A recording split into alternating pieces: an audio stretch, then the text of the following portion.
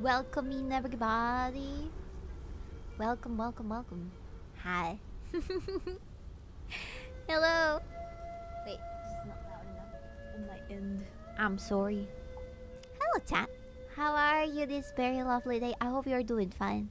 I hope you're alright this very nice Sunday and that you had a lot of rest during the weekend. Hi. Hello. Hello, hello, hello.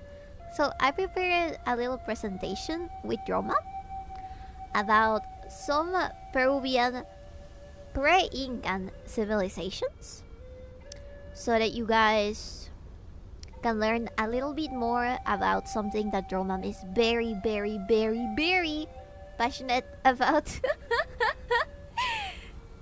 Yeah, Busiji Mama. Prepare this presentation in Spanish and then I translated all of the stuff that she wrote.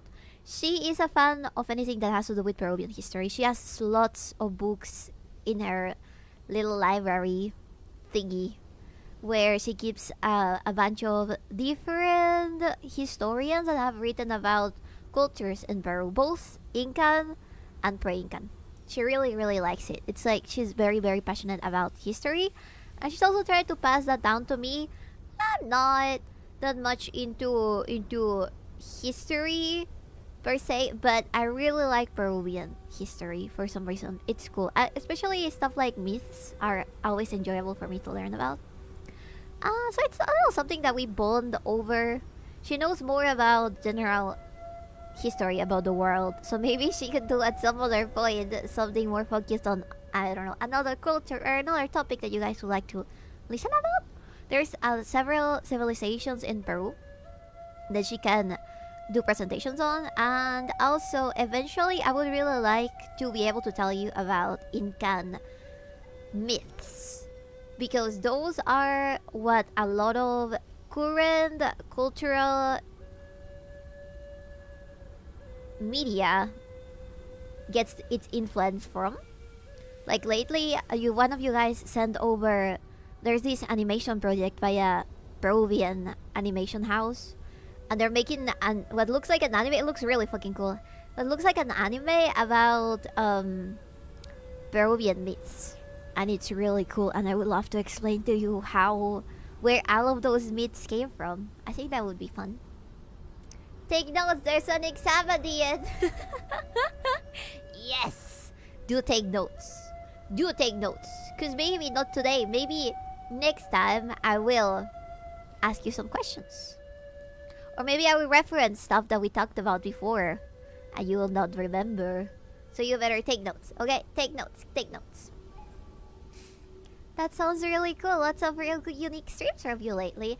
I'm trying to diversify. And Peruvian stuff is something that I know a lot about. So I talk about the things that I know about a lot. But hopefully more stuff in the future will also come.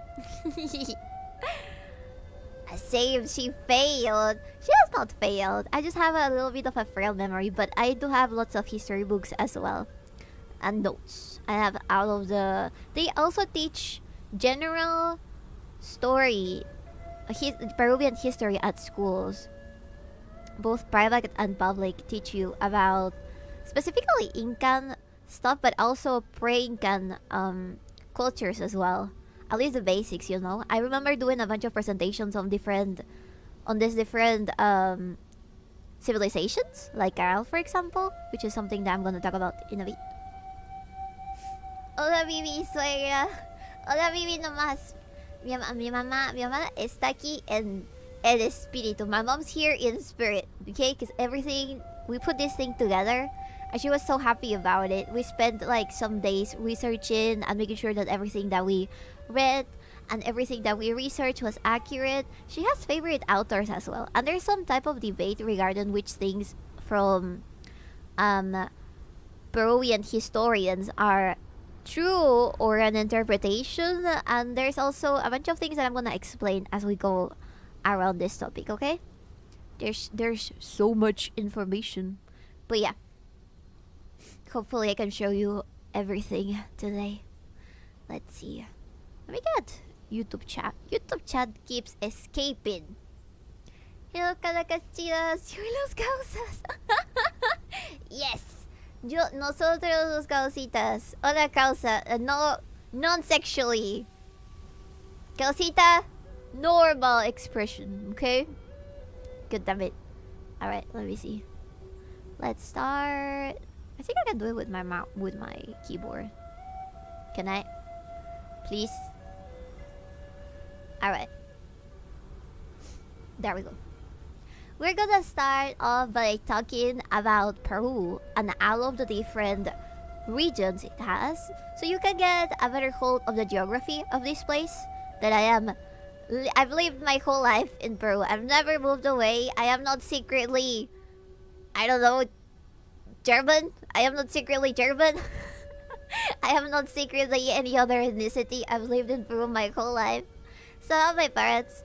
So, they know a lot about different places that I have visited. I don't really go out that much. So most of the places that I'm talking to you about today will be places that I have not visited, even if they're archaeological sites or have like a lot to do with cultural things. I am a girl, a lady of my house, and I leave my house. Alright, so the first map practically just gives you all the regions of Peru. There's a lot of them.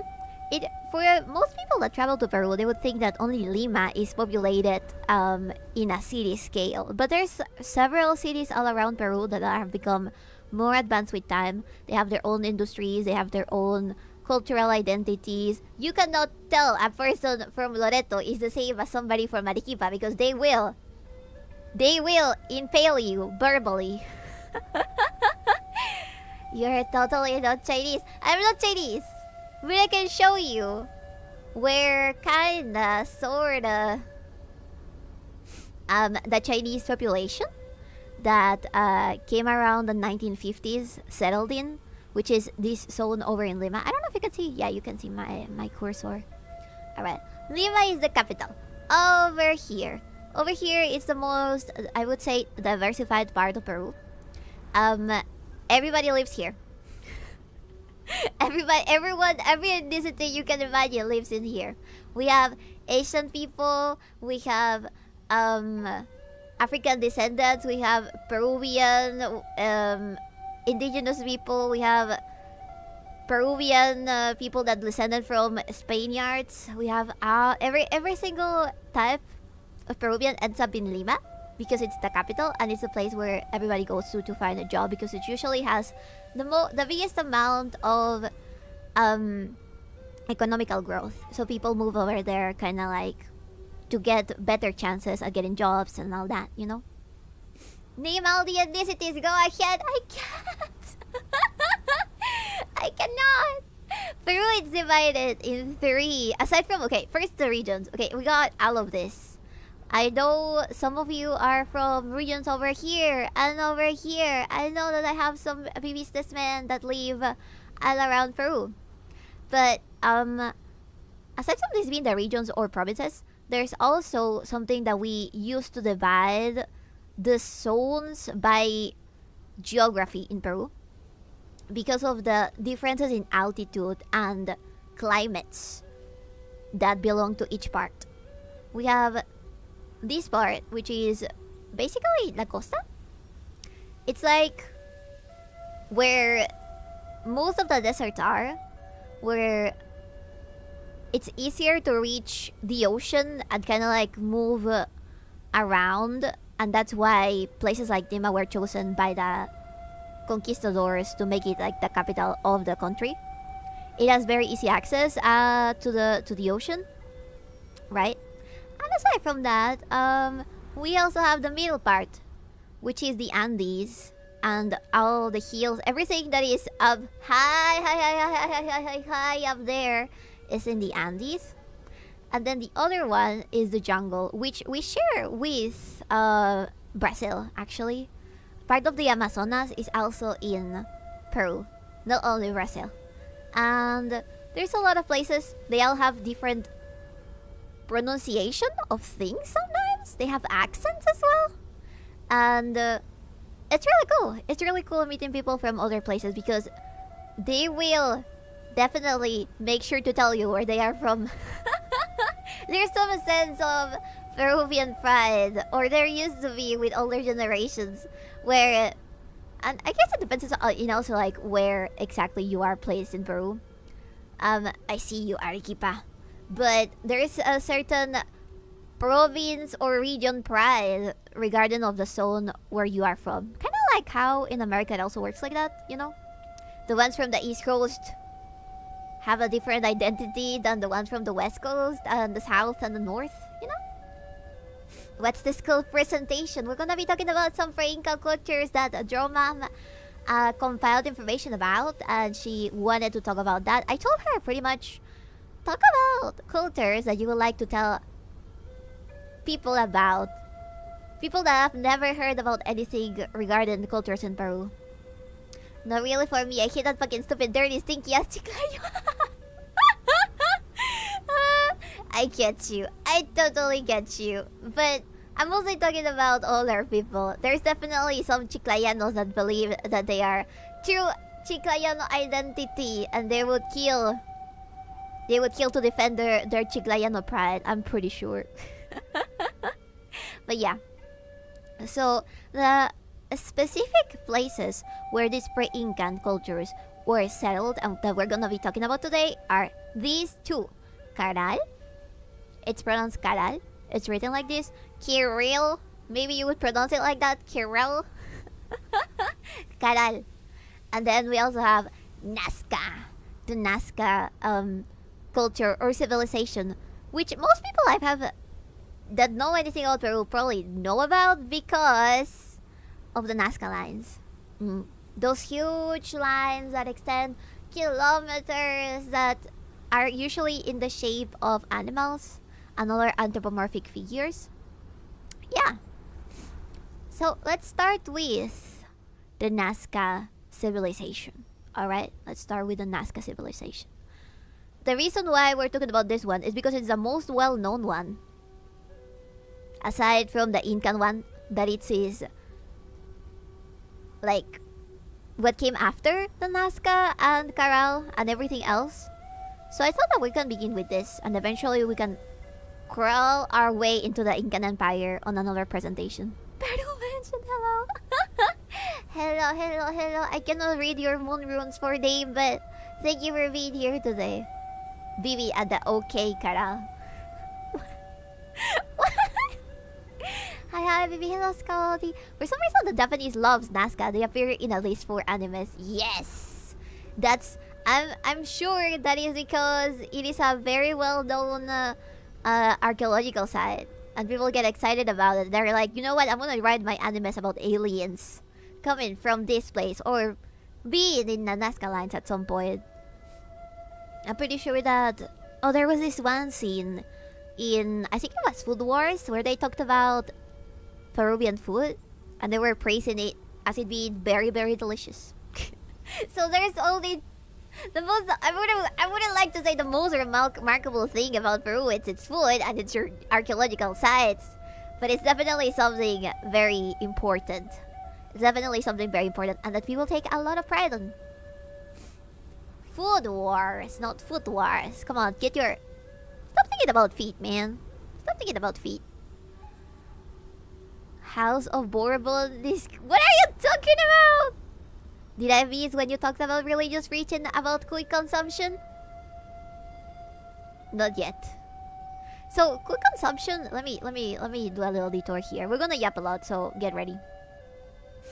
Quick consumption is mostly done on the Andean part, on the middle part of Peru. Why? Because cuys are very easy to carry on the mountains. They're very easy to raise. They don't need that much food. And they're a very good source of protein. Very, very good source of protein. And if you're also a cuy merchant, you can also say cuy. And you the Japanese would come. Yes, we're gonna get distracted. Very, very distracted. Making a horror game where you're a guinea pig running from Bibi. I would 100% buy that. Not only from me, from all the Peruvian festivities where they eat cuy or where they use the cuy as a raffle. Have you guys seen? I have shown you this before, but there's this one game for specific carnivals and events here in Peru, where we put a cuy in the middle of a circle full of boxes with little doors on them, with little holes on them. And each box has like the name of a prize. And you put the cuy in the middle. And wherever the cuy lands, every person in the festivity goes around and like chooses a box. And wherever the cuy lands in, whatever box the cuy enters is the one that wins. And usually you can win money or stuff like rice and that sort of thing. It's really fun. You can bet on the cuy raffle as well, which is very fucking cool. Just imagine, a cuy decides your fate. You can gamba cuy style. I can't believe Amazon only ships to one place in Peru. It's a bitch. We don't even have Amazon down here. Amazon does not work in Peru, chat. We have part of the Amazon and Amazon does not work in Peru. Are you fucking kidding me? You fellas sure like cuys. Yes. Yeah. I don't actually know if they are 100% a species that was born and raised in Peru since the beginning, or they arrived with some Spaniards. Actually, I've never questioned that.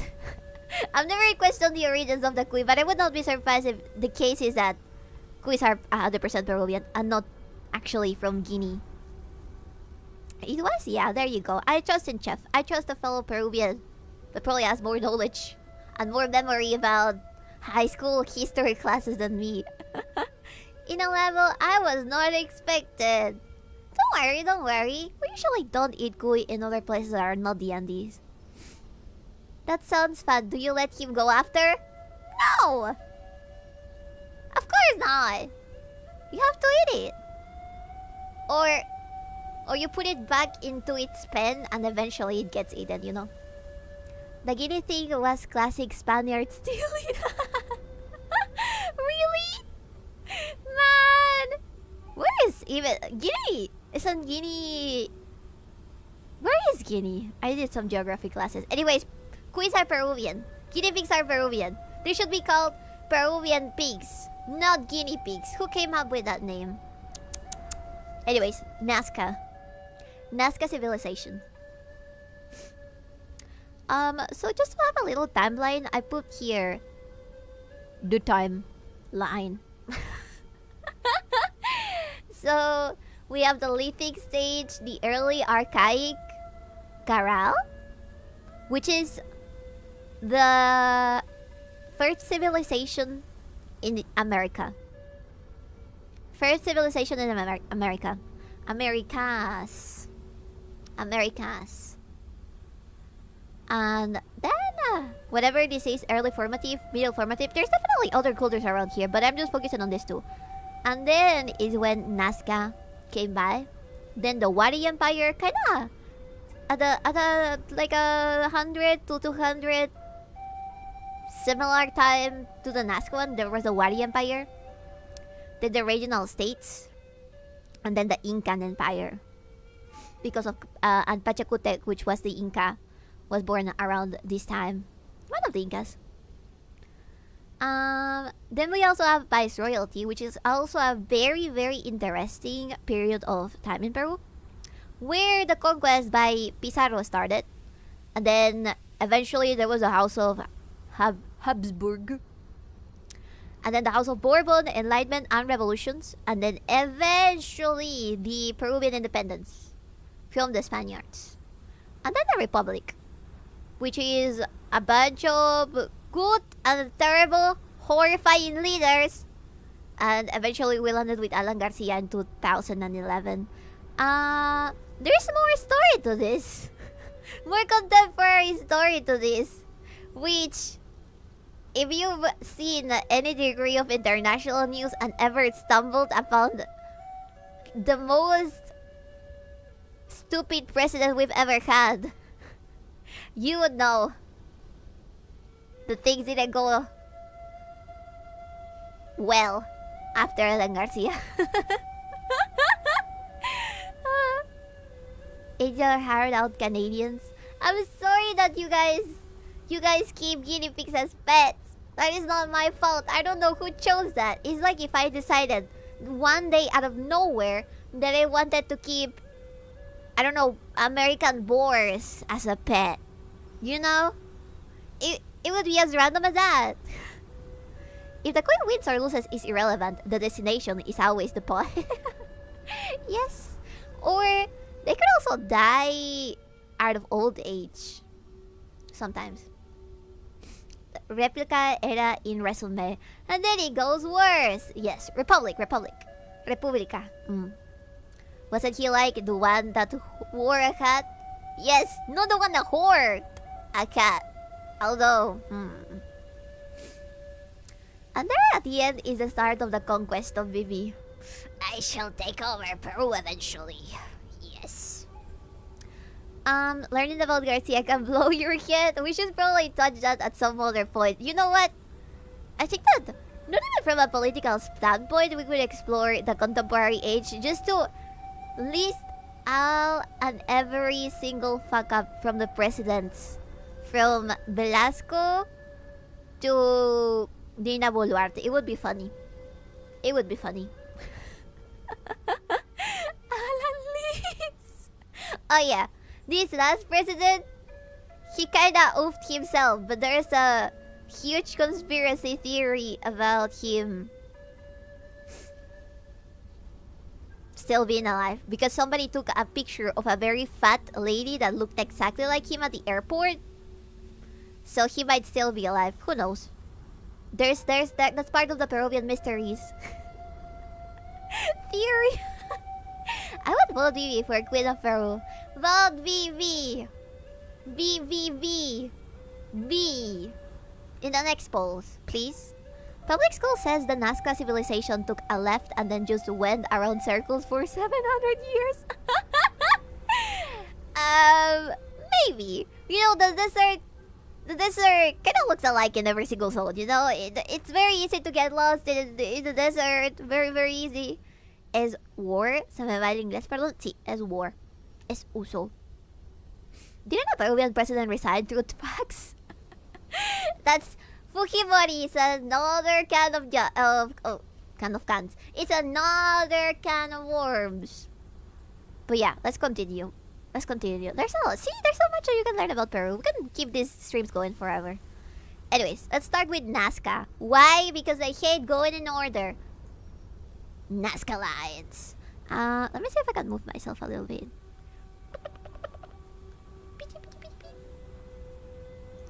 The Nazca lines, the Nazca civilization. You're not missing much that is over the chat, by the way. It just says Nazca lines, Nazca civilization. So, to start off, I already showed you a map. Right here. Let's go back. Let's go back a little bit. The Nazca is at the very south of Peru. It's a place that is very desertic. Back in, I think this is Ica? Around Ica. And also here in Cahuachi, which is specifically the zone where the Nazca lines are. Okay? I can explain what this means. Let me... You know what? I think your baby daughter can be over here, and I will move myself even more so I don't cover things. Alright. It says here, Nazca culture. These 3 dots are the archaeological sites. And as you can see, there's several of them here. Only from the Nazca civilization. But they kind of shared, as I mentioned before, they kind of shared some time and space with the Wari culture. Which means a lot of their myths, a lot of their beliefs, and some other things kind of live together, in a sense. They had to live together for a certain amount of years. And learn to not kill each other. Although I'm pretty sure that they went to war several times. The art is so cool. Thank you. That is more of an Incan outfit. So it has nothing to do with the cultures I'm gonna be talking about today. Alumna del papelote. Oye, no puedo leer. Estoy leyendo. Okay. Ciudad Actual is where right now the cities that still exist to this day are. And this is Nazca, which is a city, and Palpa, which is another one. Then we have Rios, or how do you call this? I was gonna say produce. Oh no, the word. Oh no, rivers. There you go. Fuck. Thank you. Where the rivers are that connect to the Pacific Ocean. And they kind of extend all around. But this zone was known to be super extremely arid. It is a desert after all. So these rivers will dry out from seasons. So the Nazca civilization had to survive all of that together. Having neighbors, having to deal with living in the middle of nowhere, sand, and rivers disappearing. Then we also have this that says the area with the biggest concentration of lines and figures, which is where the Nazca lines are over here. Alright, now I'm gonna read because this is the part that 𝕓𝕦𝕤𝕚 wrote. So the Nazca civilization existed from 100 BC to 800 AD. It was discovered by Federico Max Ulle in 1901, relatively recently. And it's placed on the Nazca Desert in the Ica Valley. You can see over here where the Ica Valley is. Let me show you. Over where it says Ica here, near the Ica Valley in the Nazca Desert. It was influenced by Paracas culture, which is an even older civilization. And the Nazca lines and the puquios, or subterranean aqueducts, that still work today are one of their more important archaeological sites.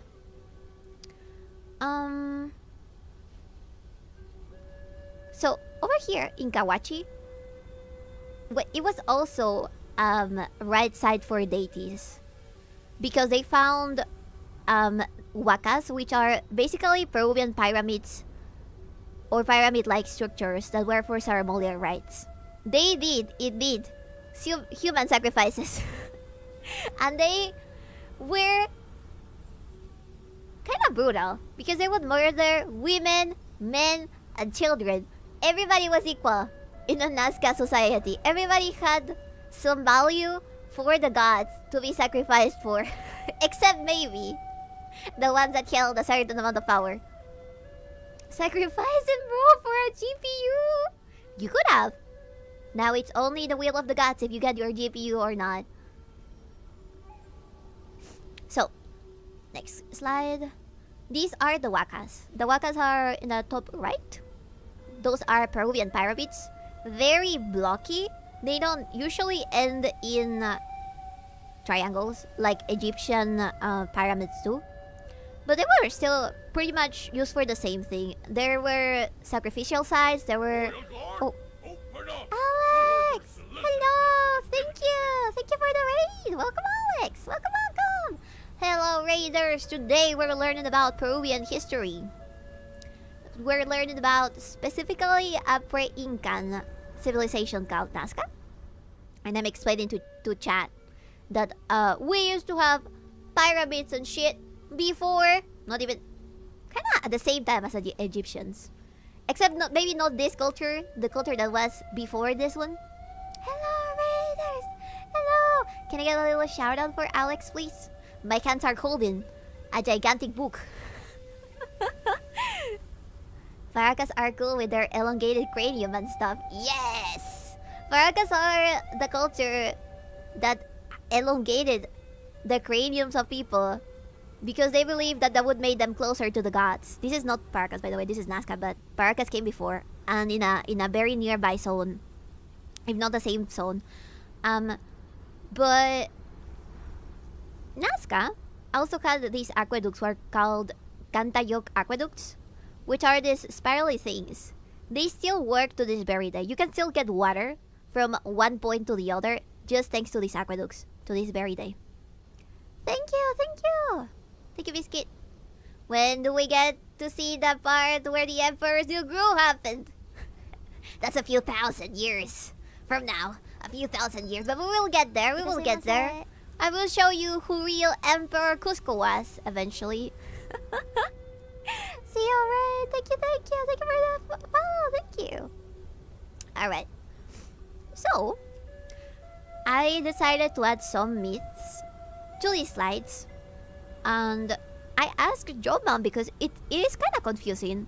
Because there's so many cultures that happened in a similar time in Peru, that there's some deities that, for example, in Nazca civilization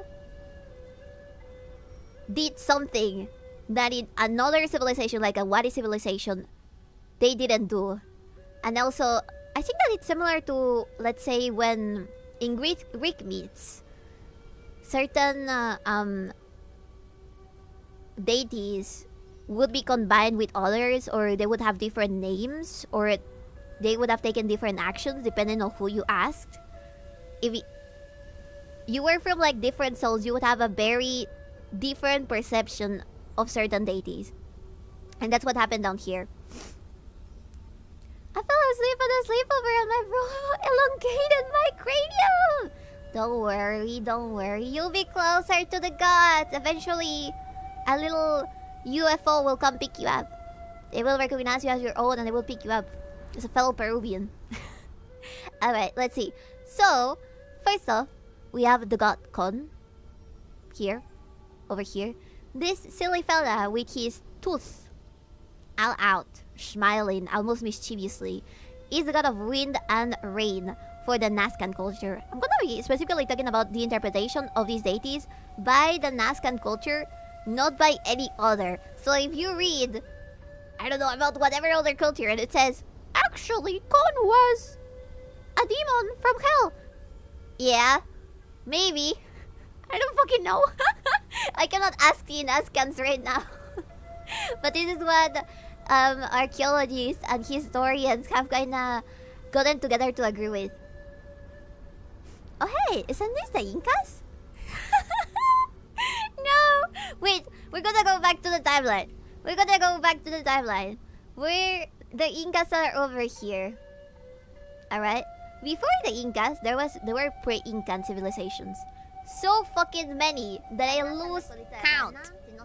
So many. Oh, thank you, Barry. Thank you. So many. And they also influenced the Incan Empire. That's why they have similar stuff like... I don't want to say that this is crochet. Stuff like bases. They have similar patterns on their bases and also on their tejidos. Because they all influence each other. It's also because at one point the Incan Empire constituted a shit ton of the Peruvian region. Like all of this was the Incan Empire, so they devoured, they ate the people that came after from the descended from the Nazca and Wari civilization. So it all became a mix of things eventually. Oh, early Incas. Yeah, you could say that. In my defense, I came with the raid. That's alright, don't worry. I can go back and explain if you guys don't get anything. Yes, but also yes. Alright. So, Kon? Let me get one thing straight. Kon is none of these deities are technically still celebrated, or people no longer believe in them because Christianity killed every single Incan or pre-Incan deity that existed.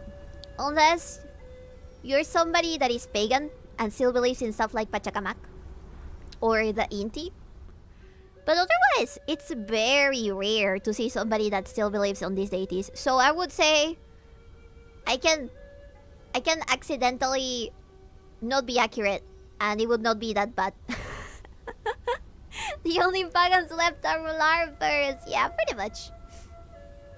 My ex-president may now be a fat lady, but that's just a theory. A VP theory. Yeah. Peruvian history is very fucked up. Okay, let's go with Kon. Kon is the god of of rain and wind. And she's represented most likely in the Nazca lines as the astronaut, which is this one. this guy over here, people say that he is Kon, this deity that I just mentioned over here. That's why he was drawn like that. Because usually he's represented as a being that looks human-like, but has no bones or joints, and huge eyes. It has the shape of a human, but it is not human. And that's also kind of where I believe, personally, this myth of us contacted with aliens came from. Because the description sounds very alien-like. And I'm gonna explain further on the reason. There's other reasons why people think that the Nazca lands were made by aliens, but this is one of the strongest ones. Aside from that, Kon is considered in the Nazca belief to be the creator of all humans. And the main god, the father god of the Nazcas, was the same as the one from the Incas, which is the Inti, the sun god, right? And Kon is supposed to be one of his sons, but he kind of misbehaved by creating the humans, which led eventually to his exile. Itadaimase. Thank you for the follow! Thank you! Also, that's basically the best horror monster you said. Yes! It looks very fucking creepy. I bet, listen, if the guy that made Enna can add Kon as a boss, he would fit perfectly. He would fit perfectly. Let's see. So the legend tells that because the Nazcas stop honoring Kon with sacrifices, he is the reason why the rivers receded. These rivers receded, and they had to go through a drought because there were consequences for not honoring the god and doing sacrifices for him. So let me see. Pachacamac over here, who is also considered to be another son of the Inti, of the father god in Nazca mythology. He was more of like the responsible type. He was more of the responsible type, while Kon was kind of like a mischievous being. So at some point, Pachacamac and Inti don't align with the fact that Kon has created the humans. And Pachacamac fights against Kon, eventually exiling him, which is kind of like the mythic explanation as to why the Nazca civilization got destroyed in the end. It was mostly because of environmental factors, like they lived in the desert and there were changes. At one point, there was a flood nearby that affected them, and the rough temperatures and all of the changes with climate and stuff made them migrate away, or simply a bunch of them died and or changed into another culture.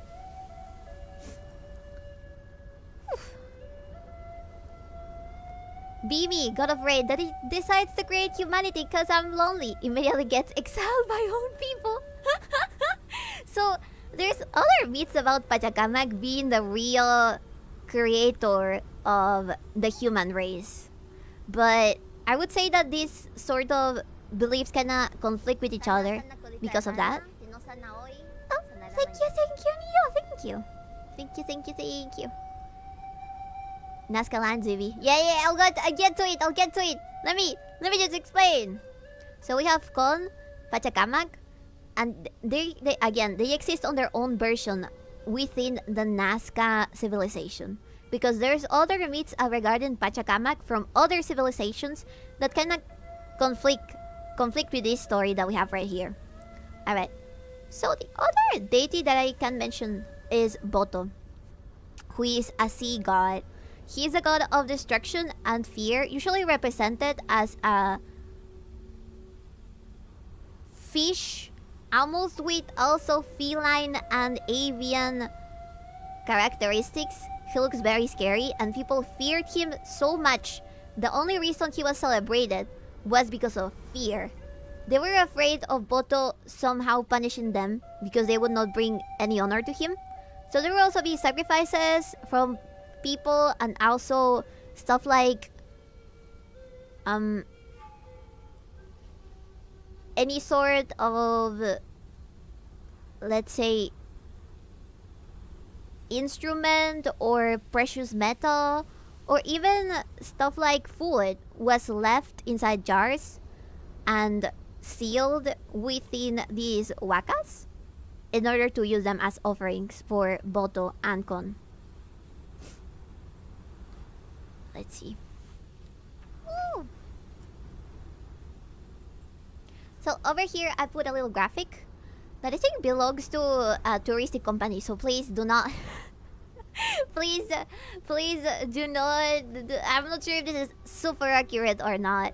So do not go to the middle of Nazca alone just by being guided by this, okay? If you ever decide to visit.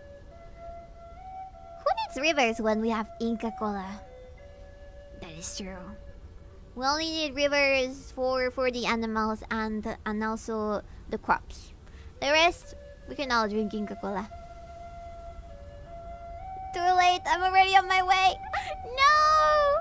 I hope you don't die. I hope you don't get captured by the UFOs that go roam around this place. I've heard so many stories about aliens in the desert of Peru, chat. And I have seen weird lights as well. In the different places I've lived in before. And also when I was on vacation. So, I don't know if they're actually aliens or not.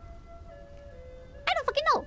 But I would like to believe that even if it's not aliens, there's certainly something weird happening in places that are desolated.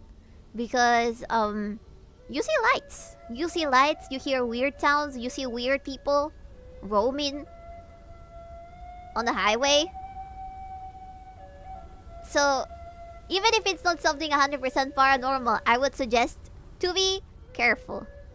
Alright? Be careful. I want to see astronauta. I'm gonna show it to you in a second. Beeves, are you in twin braids? Yeah, I'm in twin braids. Very Peruvian haircut. Very Andean haircut.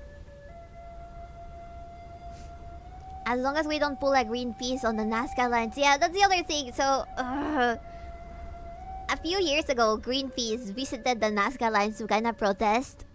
And they protested by accidentally destroying, or maybe purposely destroying one of them.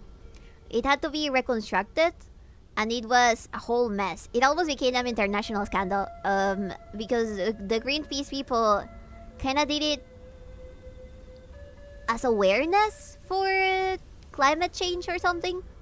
But in the way, they destroyed the representation of a very antique culture that we take a lot of pride in. Anybody that is Peruvian takes a lot of pride in any sort of geographical or archaeological touristic attraction, such as the Nazca lines, because they bring a lot of good for everybody. They bring a lot of tourists and also people protecting those areas as well. The Nazca lines technically have been protected for a very long time by the government, but there's supposed to be guards constantly roaming around so that there's no people that go into the zone where the Nazca lines are and destroy them, because it could be by vandalism or something.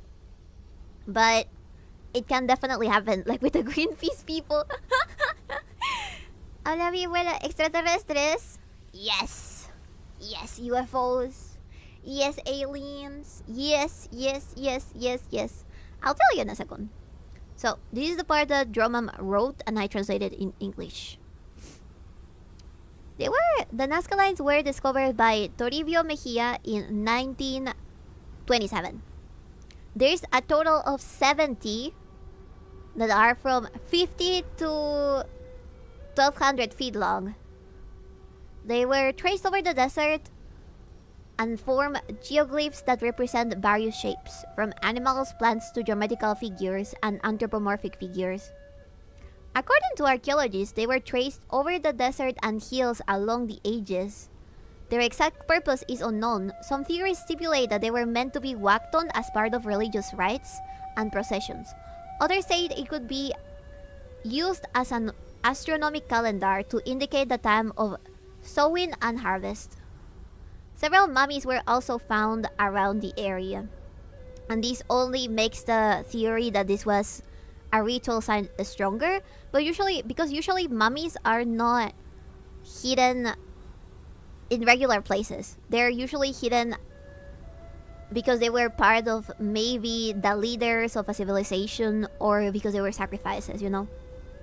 Because regular people would die out in the wild and then their bones would be put in a regular pit. But these ones are usually surrounded by precious metals, surrounded by their loved ones, surrounded by stuff that would make them seem like they're somehow special in the civilization they belonged in. Mummies can be in very odd places. Yes. The UFOs probably use lasers. Who knows? But I know that indigenous Brasileians call the gray ants and say that they are dangerous. Yeah. Never approach any aliens, please. Never approach any aliens. Even if they promise you they will build Nazca lines or something for you. La momia Juanita was found here. Oh, really? Oh, that's a remarked mummy that they found. I think they actually based Isma on the momia Juanita. It's a mummy. That's also, okay, I have this not confirmed theory, but this is my personal theory about Emperor's new groove. That Isma is supposed to be portrayed kind of like a mummy, or looking like a mummy, like a Peruvian mummy. And there was also this huge scandal regarding this one mummy that was sent to Mexico for testing, but somebody had sculpted it. And they were trying to pass it like it was a real mummy from an alien or something. You guys remember? You guys remember? Well, it was bullshit. We do have those elongated skulls in certain mummies, but that has been confirmed to be just a chirurgical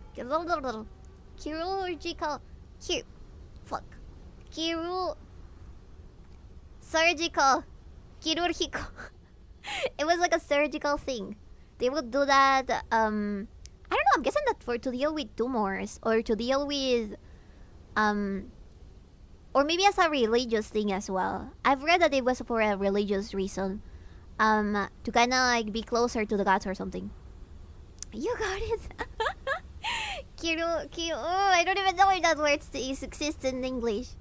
El Marcianito, yes. All the UFOs, all the Bogos Vinted, they all belong to Peru. Peruvian mummies versus aliens starring Tom Cruise. I would 100% watch that movie. I am surprised, chat, that there's not that many horror movies made in Peru about aliens like this. You could very easily do something, maybe even with tourists. Kind of like they get lost in the Andes or the Nazca lands and they get abducted or something like that. It would be very, very fucking cool. Oh yeah, it was made out of fucking paper mache. Yes, it was. Tom Cruise and Brendan Fraser. Yeah. They don't know Peru is key. Yeah, no saben que Peru es clave. They don't know Peru is clave. No need for a movie when living here is already horror.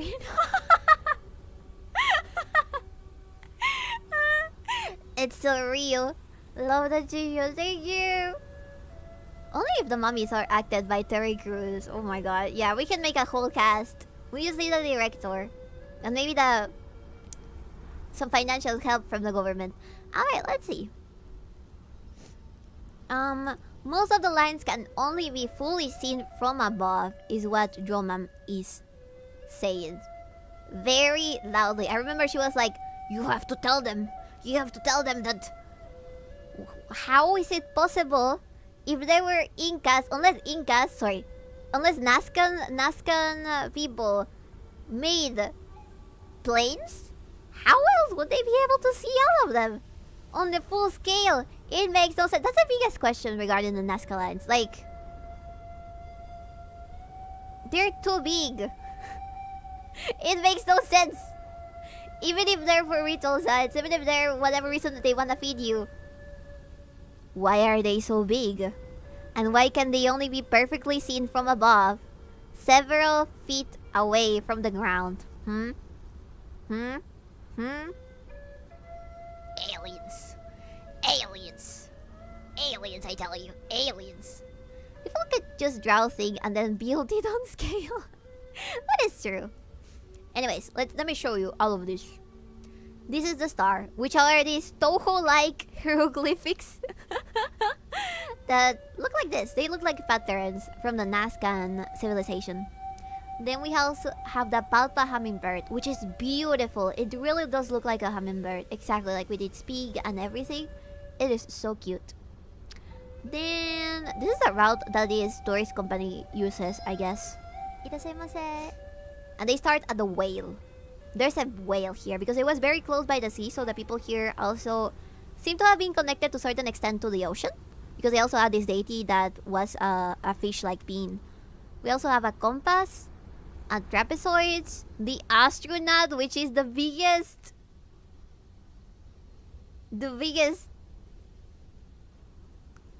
question as to why it is there and what it represents, because they have indeed drowned people. Like recently, thanks to AI technology, they found around 300 other Nazca lines all around, and they have represented people, but not like this. Not like this. They look like actual people, not like this. So we don't actually know what this is supposed to represent. Again, people think that it is this deity called Kon, and I'll explain in a second. Then we have the monkey, the dog, the hummingbird, number 2, the spider, which is very cute. Very, very cute. I have a bunch of jewelry with spiders on them because of this one spider. And the condor, the heron bird. I don't know what the heron bird is, but this kind of looks very zigzaggy. And also the parrot. I have no idea how this is a parrot. Alright, we have a better look of these ones. This one is the astronaut. And I have to tell you, he used to have a hand.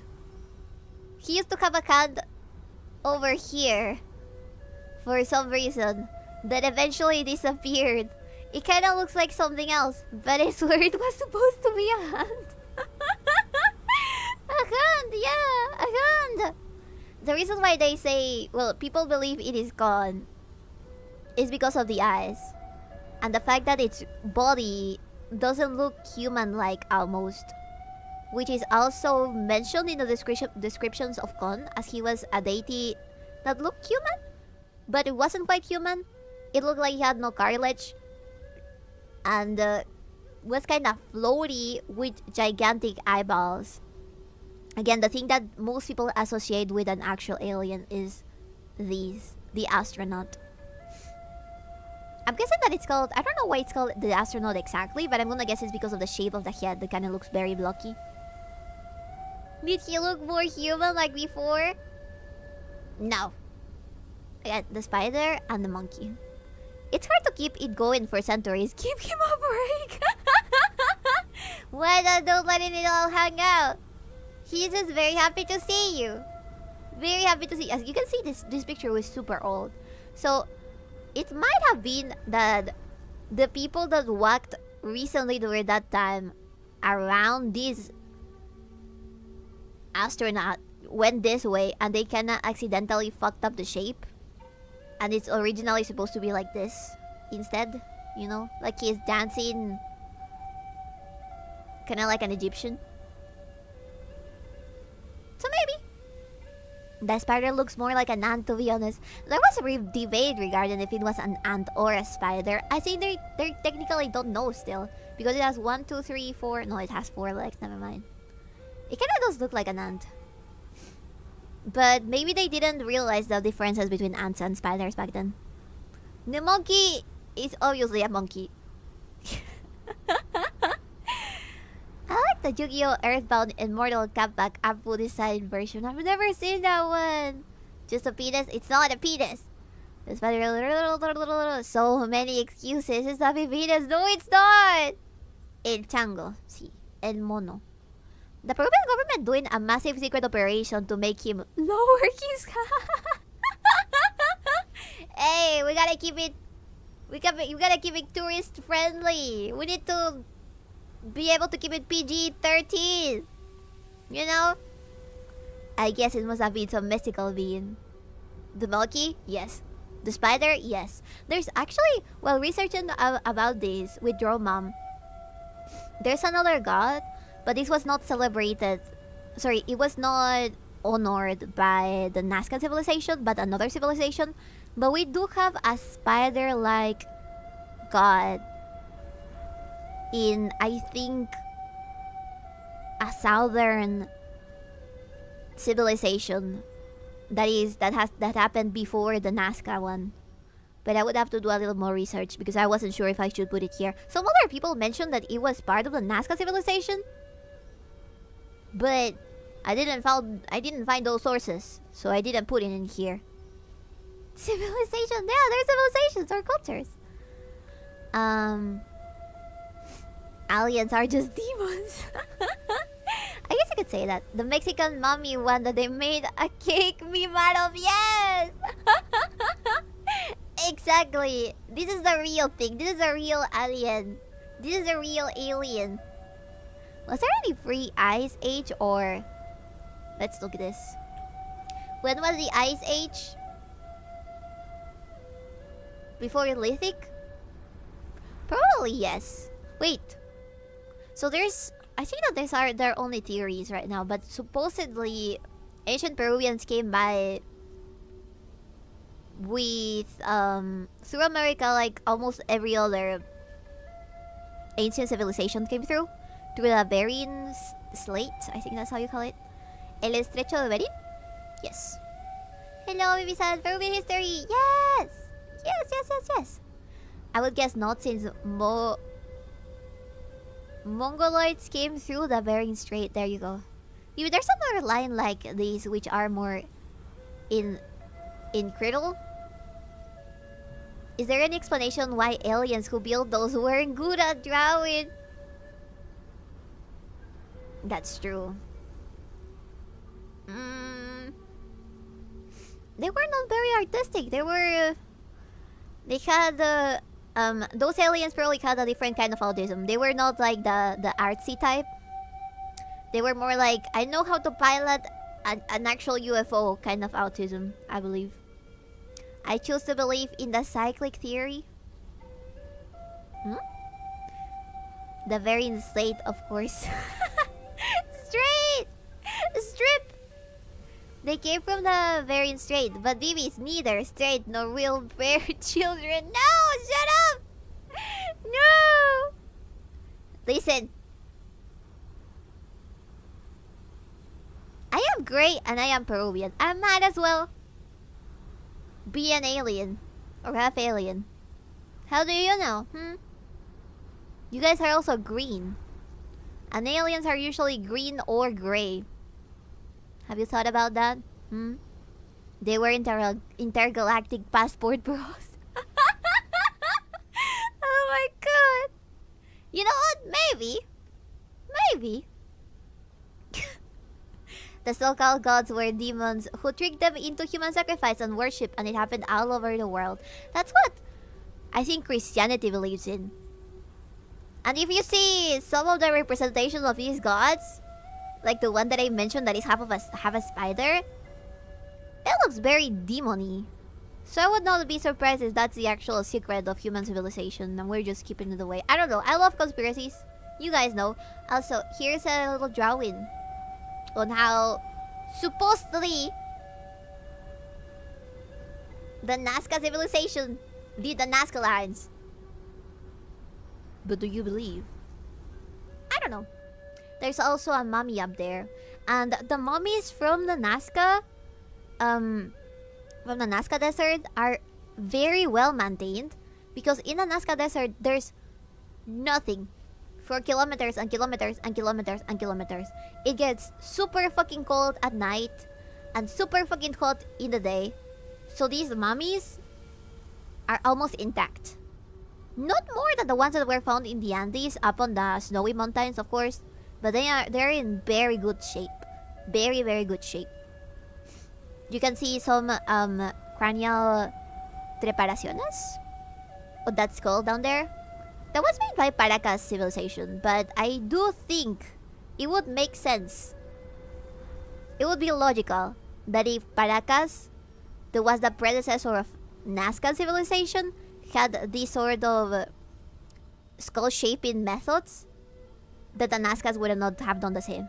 So I think it's probably there's probably like some connection between the two, and they both did something similar. Elves usually reside in secret forests rather than other planets. There's some elves that do. I can fix him. Him in question. I guess you could. You could kinda try to help Kim get a better posture by taking some bones away from his back. This is the ultimate shrimp form. This will happen to you if you don't sit straight. That's why you need to sit straight. I like to think the current Nazca lines are the result of numerous attempts. What we have is the final result. Oh yeah, I have a video that 𝕓𝕦𝕤𝕚 sent me about the Japanese guy that used AI technology to find out those 300 other Nazca line drawings. I'll show you in a second. Let me see if I'm missing anything, because 𝕓𝕦𝕚 will see this video and she will be like, Bibi, you forgot about saying this! Alright. She also mentioned, the reason why they were able to last so long is because they are located in one of the most dry parts of the Nazca Desert and also the world. The lack of vegetation also helps to preserve them through time, regarding the mummies. Thank you for the follow! How about the Atacama Giant from Chile? I have not seen the Atacama Giant. Is it a mummy? Is it a huge mummy? Be solid for forgetting Peruvian history. Yeah, might as well. Let's see. Alright, yeah, I'll check it. I check it later.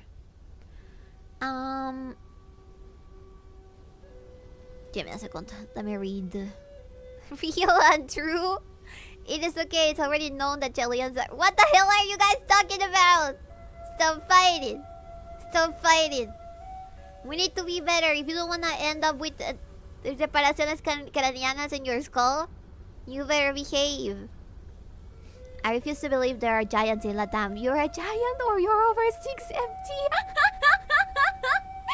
Yeah, pretty much. I also don't believe the giant theory. Or the theory that the Incas were 2 meters tall. I think that's bullshit, chat. That's cope. That is only cope. Alright. Before we go into Caral, I think that we can watch a little video together. Boop.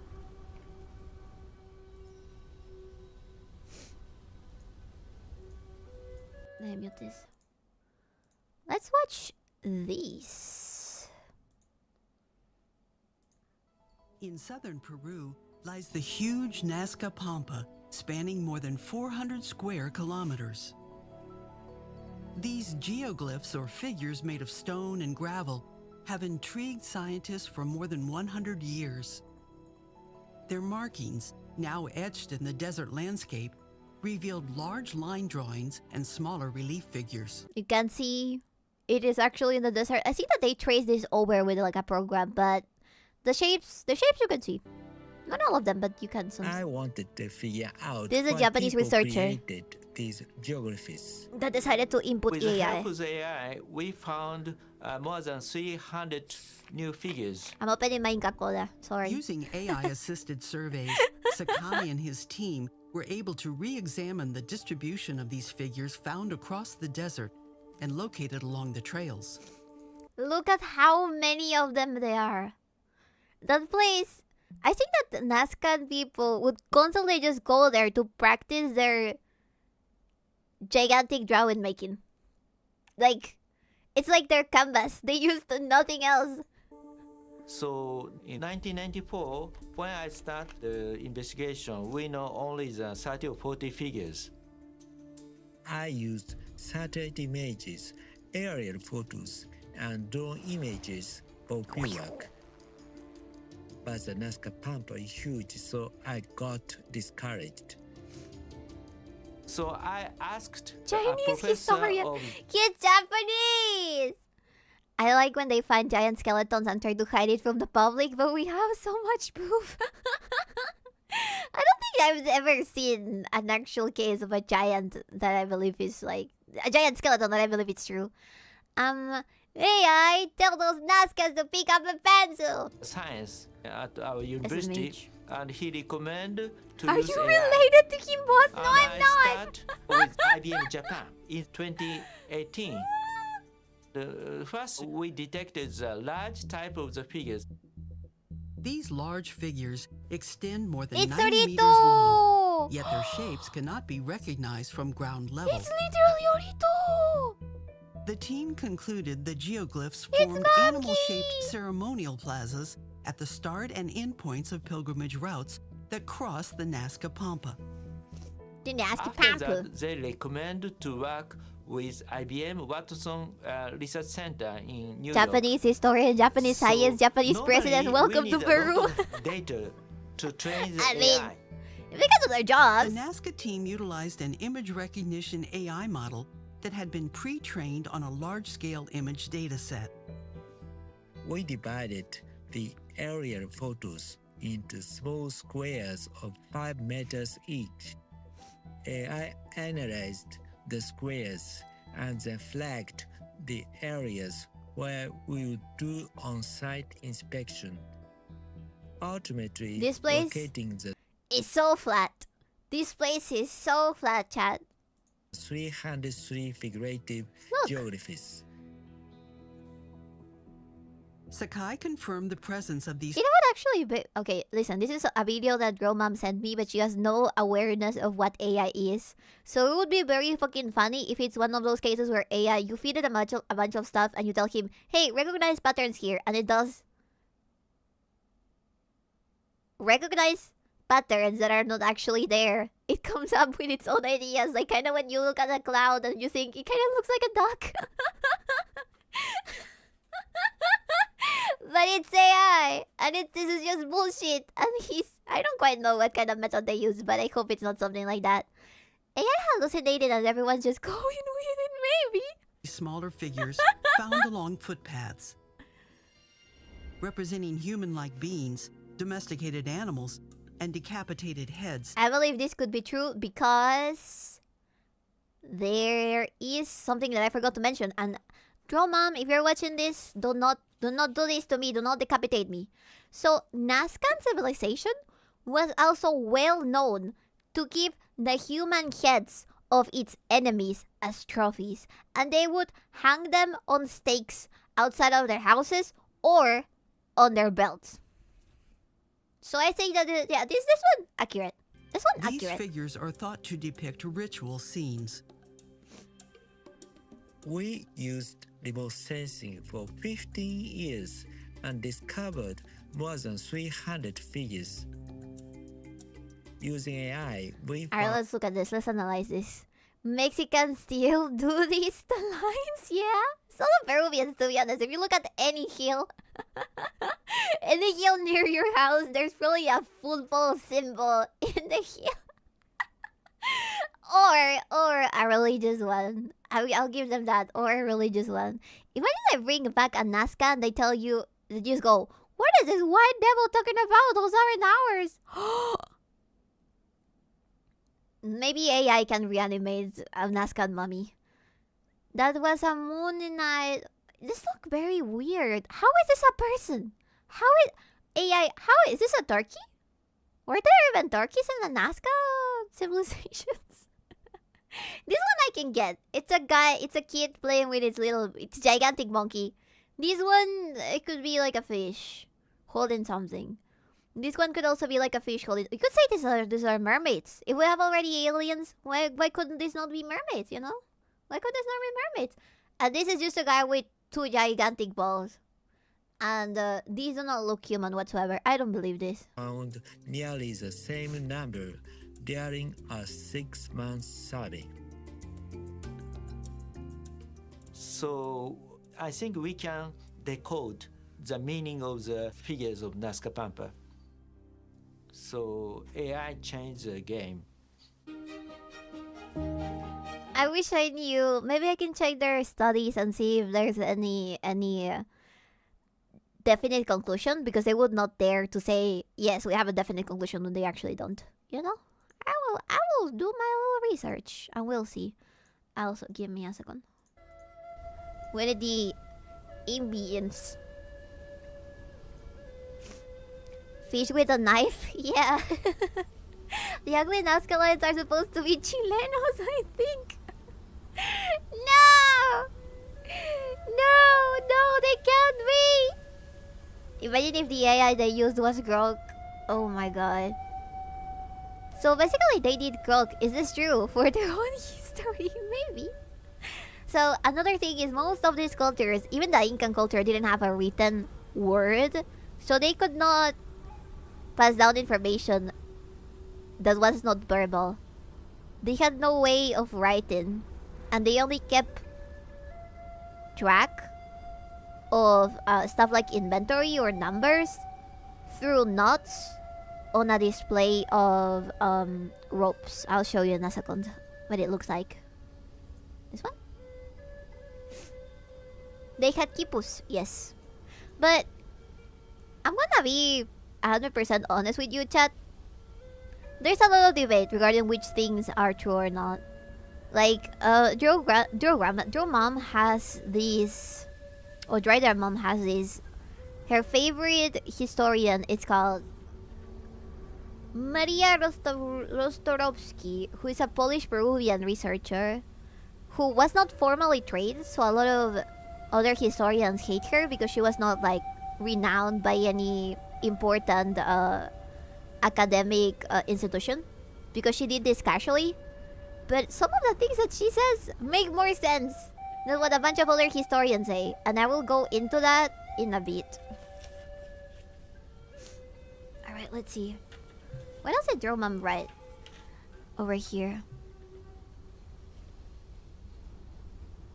She also did mention that because of climate change, the Nazca lines have been needing to get restoration more than ever.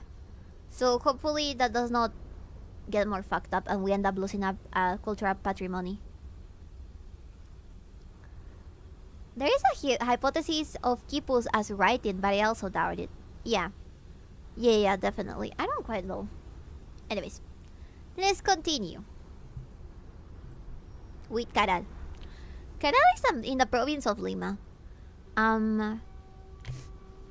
It was found by the archaeologist Ruth Shady in 1996. I know her last name sounds kind of funny, but she's an actual archaeologist. The location is on the Supe Valley in Lima, north of Lima province. And it is the oldest American civilization. Not like America from North America, but rather, you know, the Americas. America's oldest civilization. It existed since 3000 BC to 8000 BC. 18,000 BC, sorry. It was one of the first urban complexes in America, and it was contemporary with other civilizations such as Egypt, Mesopotamia, Indian, and Chinese civilizations. It mostly moved through economically through fishing and agriculture, exchanges, and all of that. And they built this. Give me a second. They built this. This is the city of Caral, and how its distribution is set.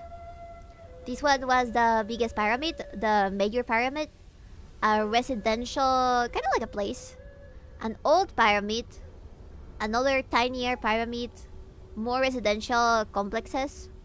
This was a circular altar, and then a pyramid that was used as a theater for, I guess, sacrifices and all of that. We also have pyramids, and they were built similarly to the ones that are Aztec or Mayan in Mexico, except more blocky maybe, and less tall. And then there's also minor ones. It was a huge city full of houses, buildings, pyramids, circular plazas, and everything. And they built not that much around themselves. And they were, because they were, I wouldn't like to say primitive, but they were a very early civilization. So they didn't leave a way as much bases, as much sculptures as other civilizations. And they would use this specific technique that has made the earliest ceramics be lost to time. At least the ones that were found inside of tombs. There's also these wall carvings that are very well known. As you can see, it's so old, it's crumbling upon itself. My mom be like, ah! This poor guy was probably forced to marry this abomination. And then there's people. These are women. Yay! And this one doesn't have any genitals, so I don't quite know. Let's see. So I had having fishing and agricultural economy.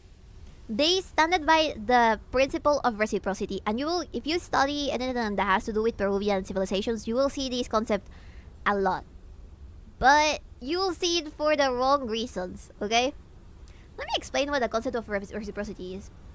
It was this idea that people that belong to the same culture, they had to share among themselves and would have to all get together and try to work for the common good, right? So if somebody hunted, they would hunt for themselves and their own family, but also for the rest of the, let's say, town or civilization that they belong to. And they would constantly do that, right? But there is this misinterpretation regarding the principle of reciprocity because of political agendas down here. Some political agendas in Peru are very popular, and they have taken back these sort of concepts to kind of like bring them forward and push for other ideas, right? But this again is heavily misinterpreted because of the following. There was a social hierarchy in any Peruvian civilization before the Incas and beyond. So there was really not a true principle of reciprocity that worked entirely, because the Hunos, or the ones that were at the top of the pyramid, would not be reciprocal to the ones at the very bottom. The law of equivalent exchange. That's some kids though, probably. Maybe it was. They're also drawn here. These are so well known because they kind of look like a meme, you know? This guy is very concerned, and this one kind of looks a little bit high. So they became a bit of a meme. Propaganda. Oh, they're missing his pudding. Let's see. So, in the social hierarchy, you would have the Hunos, who would administrate and regulate any activities that were religious, social, or economical. Then after him came the Ichuwari and the Yaukawari, which governed over the sayas, or the divisions, that were kind of like, I would say, residences around or by the river. And then the Curacas, which would direct the Pachacas, and the Pachacas were the common people that were conformed by ayllus, or like what you would call houses and stuff like that.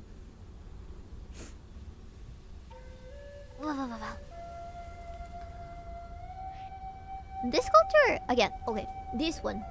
This is what are called proto-quipus, or quipus, straight up quipus. We call them proto-quipus because in the Caral civilization, there's not that many that have been found. So they don't quite know if it was a normal thing for everybody to that knew how to do math used, you know, or that knew how to count used. So they had very few of these.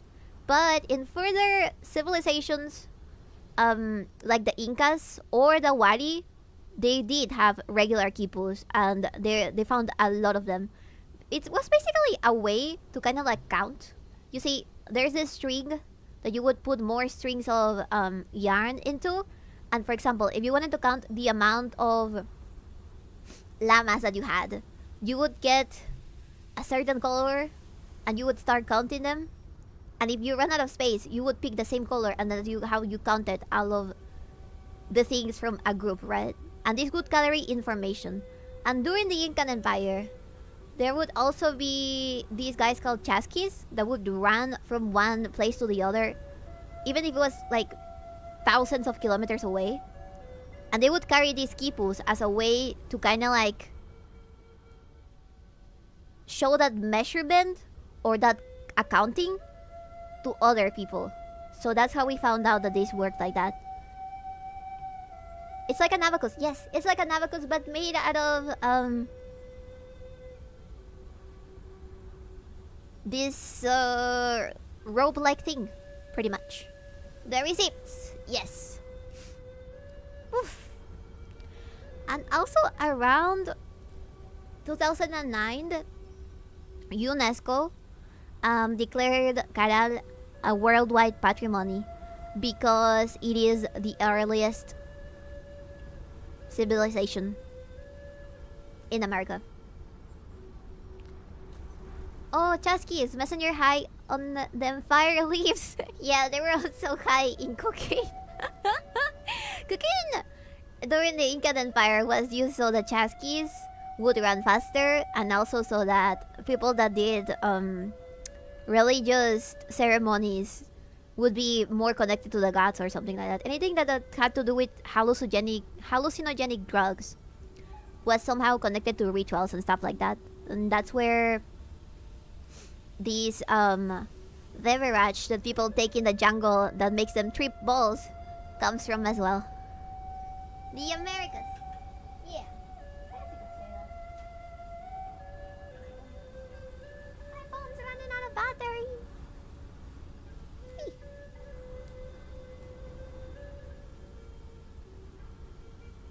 There we go.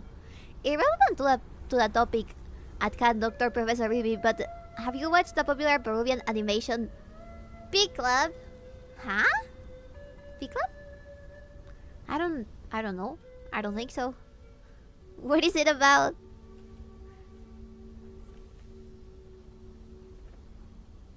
Hey Beebs, I'm curious, but do you happen to have refs on your model with your twin braids by any chance? No, this is just a temporary haircut. What else do I have over here? Oh yeah, that is the end of the presentation, but there's some notes that 𝕓𝕦𝕤𝕚 left. She did tell me that I should mention that there's a museum that is dedicated only to the sacred city of Caral, which different expositions, and they have skulls, they have mummies, they have instruments that were used for agriculture, and you can visit them. I think it is technically in Lima. In October, Caral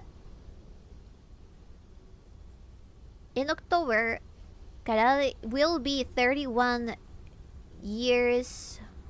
Oh wait, fuck.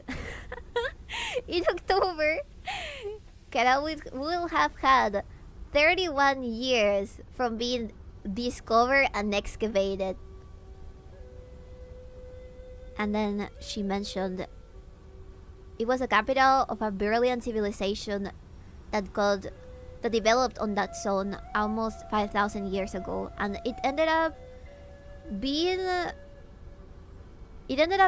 erased because of climate change. Yeah, it's really sad that we end up losing stuff like this because of climate change, but I think that there is some responsibility where we also have to put on the government, because they need to invest more in taking proper care of that. We have so many people that are archaeologists, so many people that can do restoration on these sites. If you ever visit Peru, you will see that almost all the districts in Lima have huacas. Almost all of them have little pyramids.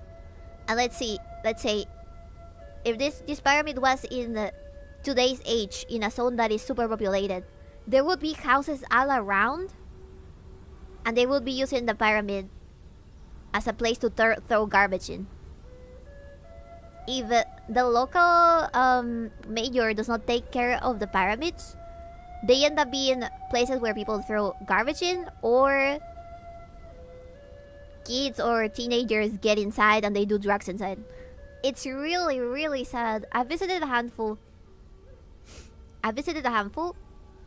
and a lot of them are not well looked after. Only the ones that are in the most wealthy parts are really taken care of, or in places where people actually care about their culture and they kind of try to keep away these things by hiring somebody to take care of it. But it's still really hard. And it's sad because this could all be a really cool thing to visit for people, even in a touristic manner. Delinquents. Delinquents, yes. I heard the leaves help with resisting the cold and run through the Andes. Yes. They make you go faster. It's complicated, but I recommend 428 Quechuti, truly a masterpiece. I have no idea what you're talking about, but I'll check it out.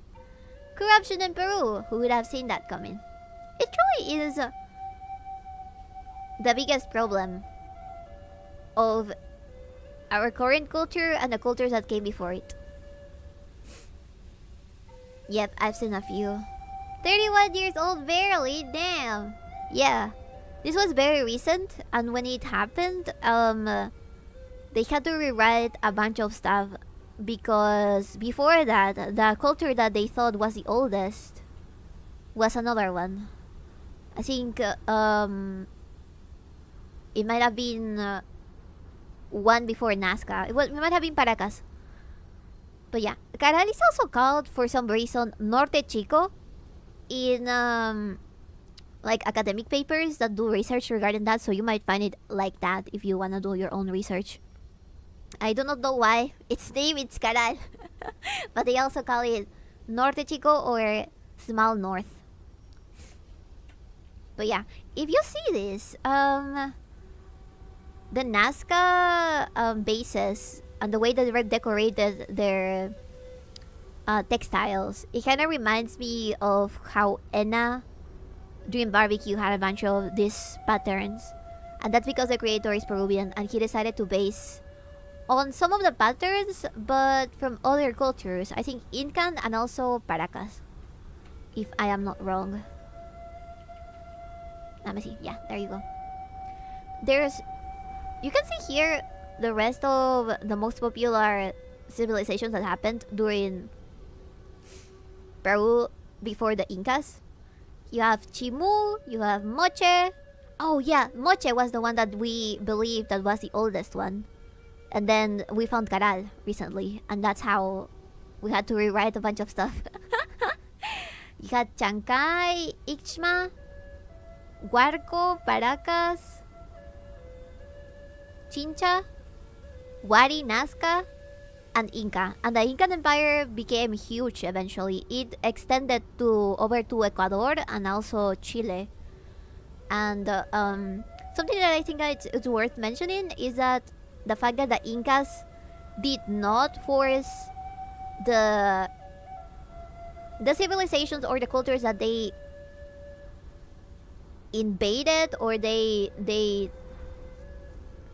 reigned over, they did not force them to believe in their own gods. They let them keep whatever gods they had, but in exchange they had to pay favor to the Inca in taxes. So very early on we had a tax system. And I wrote something else here regarding the thing about the principle of reciprocity. So another thing that usually people get wrong from the principle of reciprocity is the fact that the civilization or that was conquered by the Incas would constantly ask for gifts and requests to the representatives of the Incas, and that's the way the Incas maintained this populace with no rebellions. So that's by giving them favors and by giving the people in the highest position on these other zones gifts or women or medals or I don't know, llamas, they would give them a peace. And that's how Tatahuantinsuyo, which is the whole kingdom of the Incas, prevailed for a very long time until there was a civil uprising, and it happened that the conquistadors arrived in the exact same moment where there were two brothers that were fighting each other for the Inca title, and that's how eventually everything fell apart.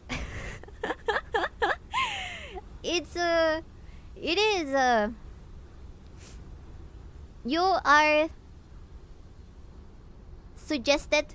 I will suggest that if you ever hear anything from somebody that claims that they're very well read regarding Peruvian history, that you do your own research. Because as I said, a lot of things are misinterpreted, a lot of things are kinda used as convenience for political movements or propaganda and all that kind of stuff. So it is wise to always go back to the books and look at various sources of information. Jonan taught me this because her favorite historian is Maria Rostorovsky. And she's got so much shit on because she's not a formal historian. Just read the Cronistas firsthand. Yeah. Check your sources. Will all of this be on the test? Not my opinion, just the facts. Just the facts. Peruvian history is also kind of complex too. Yes, we have not even talked about these other cultures.